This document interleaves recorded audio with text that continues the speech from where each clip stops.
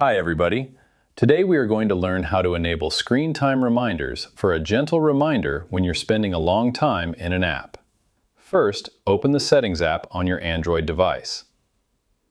Scroll down and tap directly on the menu entry labeled Digital Wellbeing and Parental Controls.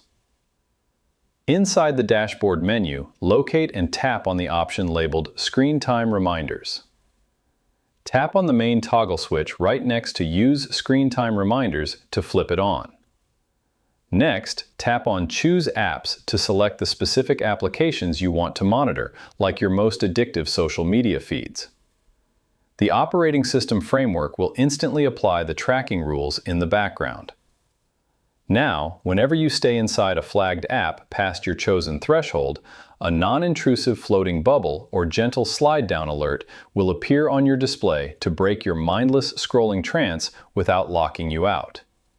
And that's it. I hope it helps you on your current and future project. Thank you for watching.